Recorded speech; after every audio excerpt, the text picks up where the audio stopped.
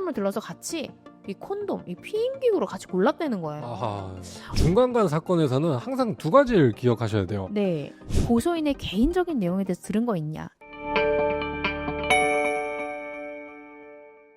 자, 오늘 소개드린 사건은요, 제가 저희 변호사님들이랑 같이 수행했던 사건입니다. 나이트클럽에서 만난 이 남녀가 서로 보고 마음에 들어서 사귀기로 약속했는데 갑자기 그 다음날 이 여성분이 마음이 돌변하여 중간간으로 신고가 된 그런 사건에 대해서 소개해드리도록 하겠습니다.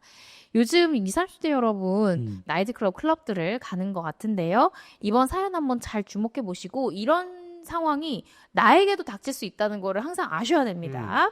자, 의뢰인과 고소인은 나이트클럽에서 처음 만나게 되었는데요. 이 호감이 생겨서 연락처를 주고받고 계속 연락을 하다가 이 남녀가 두 번째 만남을 가졌습니다. 그런데 이 여성 술에 취해서 제가 한거불능 심시상시 상태에서 원치 않는 성관계를 당했어요 라면서 이 의뢰인을 중간간 혐의로 고소를 했던 그런 상황이었습니다. 자, 이 사건의 핵심 쟁점 단 한 가지였는데요. 의뢰인과 고소인 서로 합의하에 성관계를 가졌고 또 법리상 중간간 행위에 해당하지 않는다라는 것을 증거와 법리와 또 우리 의뢰인의 일관된 진술로서 입증해야 되는 그런 상황이었습니다. 당시에요. 이 경찰도 의뢰인 2번, 피해자 2번, 각각 2번 조사했어요. 그만큼 경찰도 굉장히 고민이 많았고 또 양자간의 진술이 정말로 많이 다르다고 경찰이 얘기하더라고요. 그만큼 이 양자간의 진술이 팽팽하게 맞서는 그런 상황이었습니다. 저희 온강의 변호사들은 이제 이런 방식으로 사건에 대응을 했는데 혹시나 이런 유사한 상황에 계시거나 혹은 계실 수도 있기 때문에 한번 꼭 참고해 보셨으면 좋겠습니다. 일단은 경찰 조사를 잘 받는 게 되게 중요해요. 이런 분들이 있어요. 변호사님, 저 평소에요. 반 아나운서예요. 저 말 너무 잘해요. 제가 변호사가 아니라 반호사. 반변호사의 말 너무 잘해요. 전 변호사 없이 가도요. 청산유수입니다. 얘기하시는 분들이 있단 말이에요. 그런데 성범죄 피의자로 입건이 되면 내가 평소에 말 잘하나? 그거 별로 중요하지 않아요. 왜냐하면 특히나 제가 느낄 때는 의뢰인들이랑 같이 조사를 가보면 성범죄 사건들이 유난히 남자 말을 좀 신뢰하지 않지 않아요, 변호사님? 어떻게 생각하면 이 성범죄의 피해자로 출석했을 때는 그 진술이 너무 탄탄하지 않아도 수사기관에서 신뢰감을 갖고 그 진술을 들어줘요. 그런데 이 성범죄 사건에서 가해자로 출석하는 경우에는 일단 경찰이 너는 성범죄자일 거야 라는 사실은 어느 정도의 선입견을 갖고 보시는 건 느껴지거든요. 그렇죠. 그래서 만약에 경찰이 그렇게 딱딱한 태도로 계속 조사를 이어가면 긴장해가지고 말 잘하는 사람도 말 못하잖아요. 아, 긴장하죠. 평생 처음 이제 조사받는 그런 사람 떨리거든요. 네. 그렇기 때문에 조사 연습도 굉장히 중요하다고 생각이 들고요. 피해자도 일관되게 진술하는 것이 중요하지만 피의자, 그러니까 이 가해자들도 일관되게 진술하는 것이 대단히 중요하기 때문에 가급적 성범죄 피의자로 입건됐을 때는 변호사랑 같이 가서 진술하시는 게 조금은 편하게 진술할 수 있다라는 생각이 듭니다. 그리고 일단은 의뢰인의 얘기를 들어봤어요. 근데 의뢰인이 이렇게 얘기하는 거예요. 변호사님, 근데 내가 너무 의아한 게요. 그 관계 가지러 그 숙박업소 들어가기 전에 편의점을 들렀대요. 편의점을 들러서 같이 이 콘돔, 이 피임기구를 같이 골랐다는 거예요. 아하. 그래가지고 자기는 성관계 물품을 골랐으니까 문제가 없겠고. 그걸 성관계를 한다는 걸 어느 정도 예상을 했을 거 그렇죠. 아니에요. 왜냐면 피임 도구를 샀다는 거는 양자 간에 성관계를 할 거라는 어느 정도의 암묵적 동의가 없으면 사기 어려운 물품이잖아요. 그래서 그거에 대해서 결제를 했다고 제가 그 결제 내역 가져오라고 그랬어요. 그랬더니 이 체크카드 결제 내역이랑 의뢰인이 가지고 왔습니다.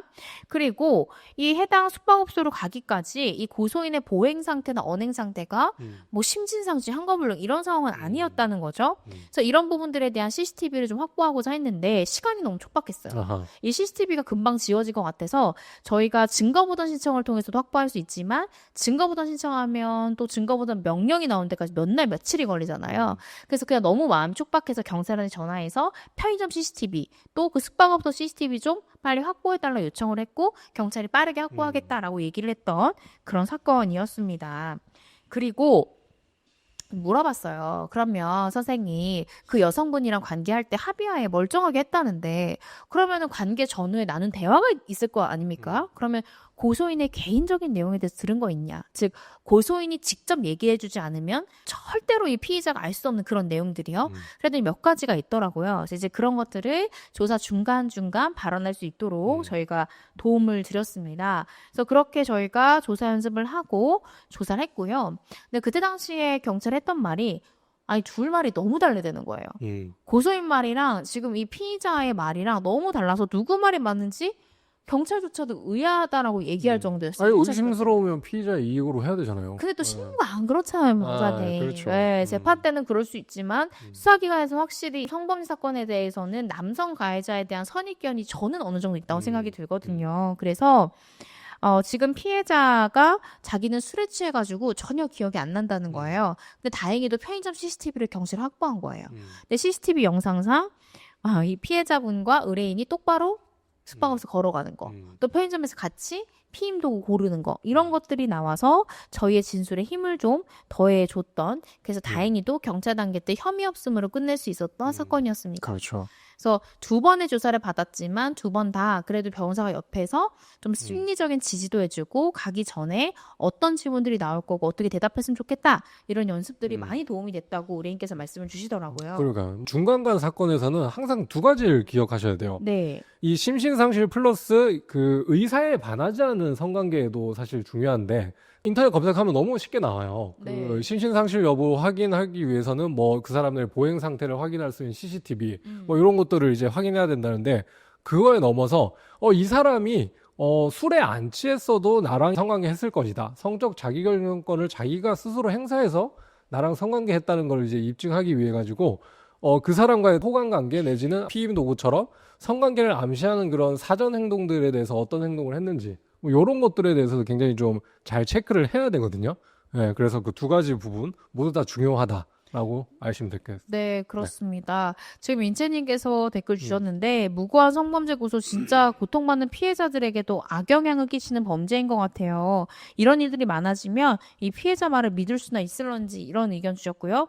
남자분이 무고죄로 항고는 안 하셨는지 뭐 고소는 안 하셨는지 이런 질문들도 있는데 이게 실제로 성범죄로 고소를 당해보시면 의뢰인들이 자신 있다라고 처음에 생각하지만 수사 결과가 나올 때까지는 길게는 1년, 뭐 짧게는 6개월까지 걸린단 말이죠. 그렇기 때문에 그 시간 동안 굉장히 고통스러워요, 남자분들이. 그렇기 때문에 실제로 또 무고로 고소했다가는 또 무고의 수사 기간 동안 또 엄청 고통스러울 것이기 때문에 일단은 무혐의 받았다는 사실을 안도하시면서 빨리 일상으로 돌아가기를 희망하시는 의뢰인들이 많습니다. 그렇죠? 그래서 저희가 별다르게 무고로 바로 고소는 하진 않았지만 어찌됐든 의뢰인께서는 일상을 되찾으셔서 현재 잘 생활하고 있다는 점 다시 한 번 더 말씀드립니다.